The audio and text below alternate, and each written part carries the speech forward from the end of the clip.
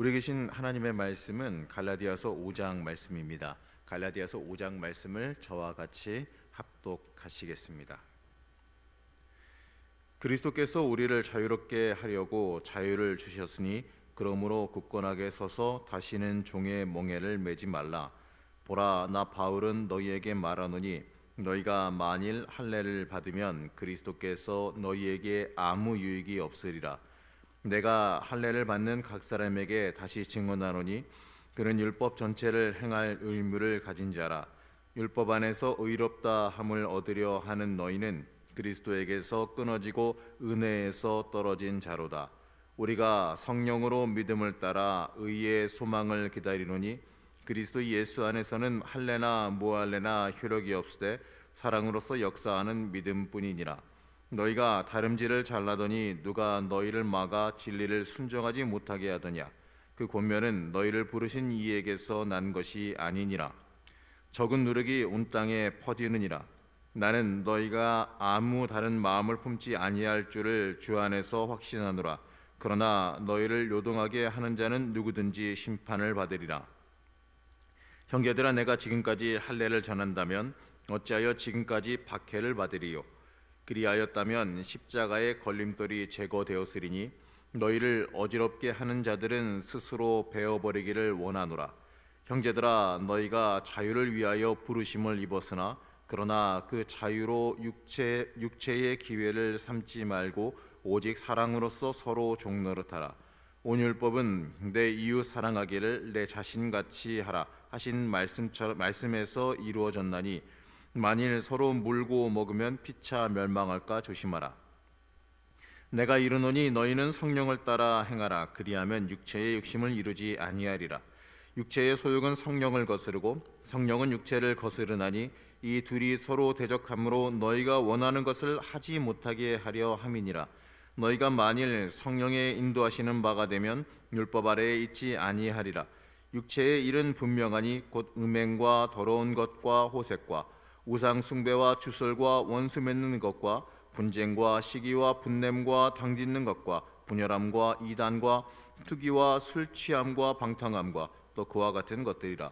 전에 너희에게 경계한 것 같이 경계하노니 이런 일을 하는 자들은 하나님의 나라를 유업으로 받지 못할 것이요 오직 성령의 열매는 사랑과 희락과 화평과 오래 참음과 자비와 양성과 충성과 온유와 절제니 이 같은 것을 금지할 법이 없느니라. 그리스도 예수의 사람들은 육체와 함께 그 정욕과 탐심을 십자가에 못 박았느니라. 만일 우리가 성령으로 살면 또한 성령으로 행할지니 헛된 영광을 구하여 서로 노엽게 하거나 서로 투기하지 말지니라. 아멘. 자, 우리는 이 하나님의 은혜와 사랑을 말하지만 그 은혜와 사랑에 대해서 어떻게 보게 되면 아주 정확하게 알지는 못합니다. 물론 말로는 예수 그리스도를 이 땅에 보내셔서 우리의 죄를 사해 주시고 구원해 주신 것이 은혜이고 사랑이라는 것은 잘 압니다. 그러나 그것이 지식에 그치고 삶에 드러나야 한다는 것을, 이 지식에 그치지 말고 삶에서 드러나야 한다는 것을 우리가 생각하지 못하는 경우가 많습니다. 오늘 5장 2절 말씀에서 바울은 이렇게 말합니다. 보라, 나 바울은 너희에게 말하노니 너희가 만일 할례를 받으면 그리스도께서 너희에게 아무 유익이 없으리라. 이 할례란 행위 자체가 나쁘다는 것이 아니라 이 행위만을 중요시하고 그 본질을 보지 못하는 것이 문제라는 것을 지적합니다.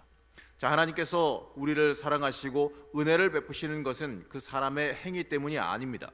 하나님께서 우리에게 행위의 기준을 요구하시지 않습니다. 그렇기 때문에 바울은 우리가 인간의 법, 인간 스스로 정한 율법의 법에 매여 있을 필요가 없다고 말하죠. 자, 그것도 사람의 기준입니다. 이 어떠한 이 종교적 행위에 매여서는 안 된다는 겁니다. 어떠한 훈련을 많이 받거나 어떠한 종교적 행위가 많아지면 그것으로 인해 대가를 더 많이 받는다라고 하는 이러한 미신적인 생각에서 벗어나야 합니다. 큐티나 이 성경 묵상도 참 좋은 신앙의 훈련 방법인 것은 맞습니다. 하지만 이것이 이 무엇인가를 얻기 위한 미신적 주술적 행위가 되어서는 안 된다는 것이지요. 오늘 1절 말씀에서도 이 그리스도께서 우리를 자유롭게 하려고 자유를 주셨으니 그러므로 굳건하게 서서 다시는 종의 멍에를 매지 말라라고 말씀합니다. 자, 그리스도께서 우리를 자유하게 하셨다는 것은요, 그리스도 안에서는 어떤 세상 율법이 우리의 구원을 좌우할 수 없다라는 것입니다.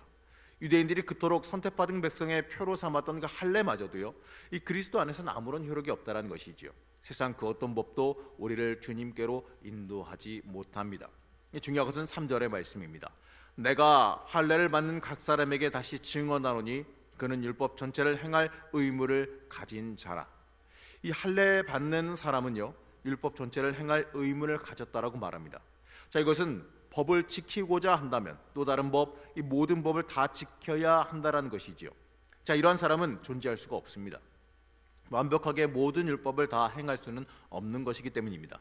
그렇기 때문에 오늘 4절 말씀에서 율법 안에서 의롭다 함을 얻으려 하는 너희는 그리스도에게서 끊어지고 은혜에서 떨어진 자로다라고 말씀합니다. 자, 어떤 세상의 법칙으로, 세상의 율법으로 신앙의 척도를 기준 삼겠다라고 하는 사람은 이 그리스도의 은혜와 사랑에서 멀어졌다라고 말하죠. 자, 이것은 신앙과 관련된 이 모든 행위를 하지 말라는 것이 아닙니다. 그 목적, 바로 그 동기가 무엇이냐라는 것이지요. 내가 높아지기 위해서 내가 무엇인가를 얻기 위한 대가성 행위가 돼서는 안 된다라는 겁니다.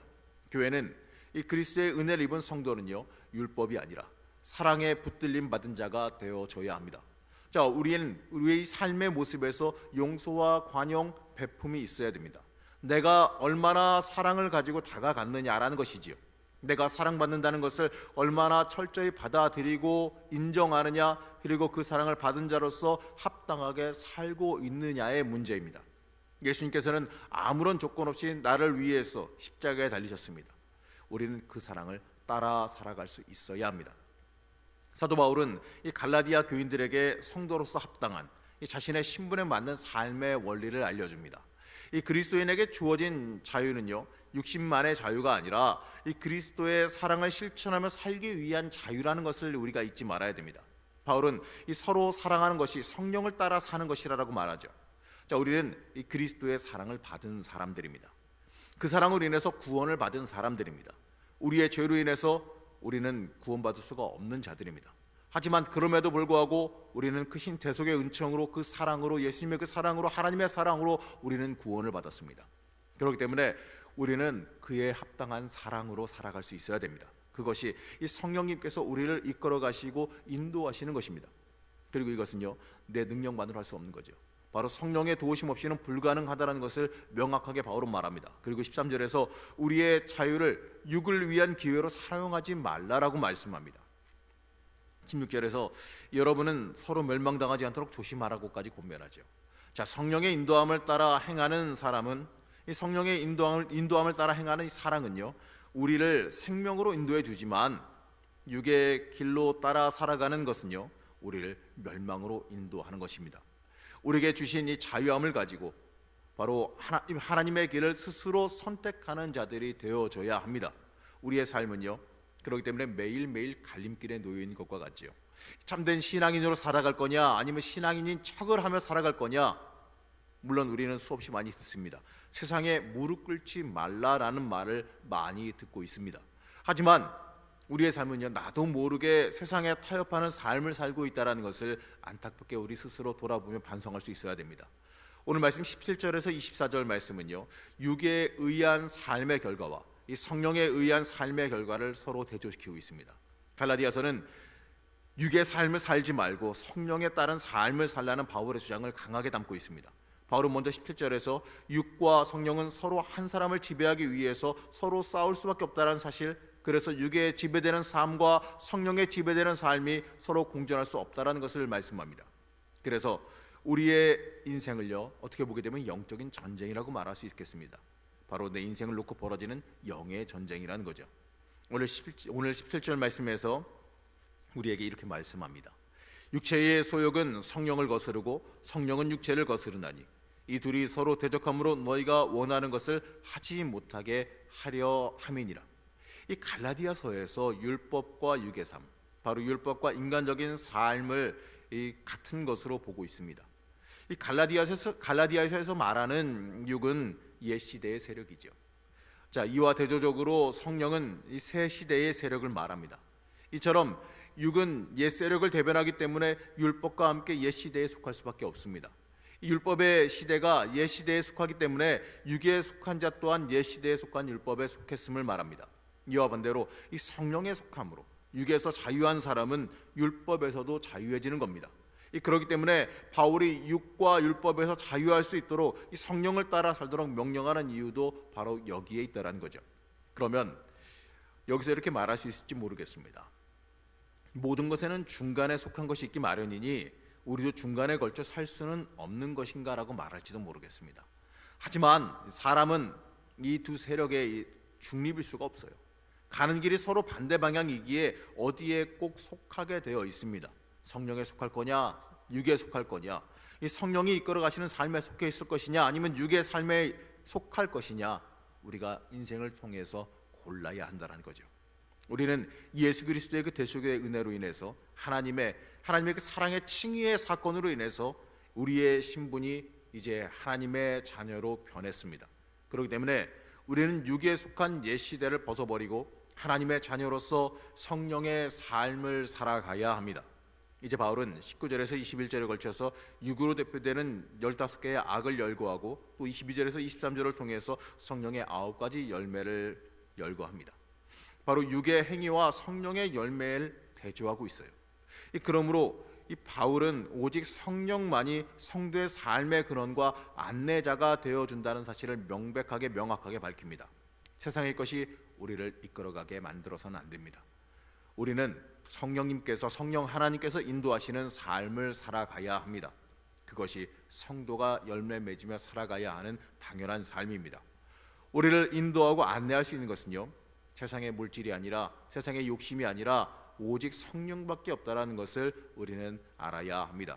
우리가 이 영적인 전쟁터의 삶에서 방향 잡기 어려운 이 복잡한 세상 속에서 우리의 길을 밝혀주는 성령님을 따라 살아가기를 소망하고 또 갈망해야 합니다.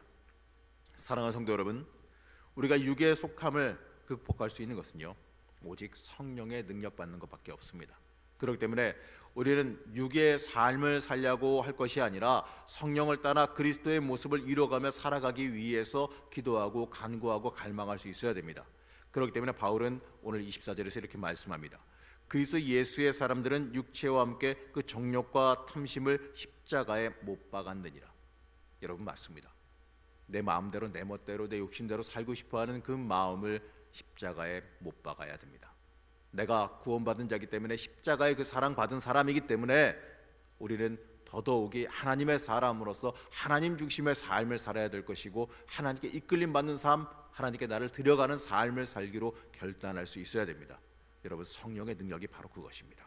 우리가 갈망해야 되는 성령의 능력과 성령의 열매가 무엇이냐면, 내가 하나님의 사람으로 변화하게 되어지고 내가 하나님의 사람으로서 합당한 열매를 맺고 살아가게 되어지는 변화입니다. 그것이 바로 우리가 받고 우리가 또 받기 위해 노력해야 되는 성령의 열매라는 것입니다. 그것이 바로 성령의 능력이라는 것입니다. 여러분, 사도 바울이 권면하듯이 우리가 이 땅을 살아가면서 바로 하나님 앞에 합당하게 살기 위한 성령을 갈망하며 성령 하나님의 능력을 갈망하며 그 인도하심을 바라며 살아가시기 바랍니다. 오늘 하루의 삶도 성령 하나님께서 이끌어 가시는 복된 삶이 되시기를 이 시간 간절히 축원합니다. 기도하겠습니다.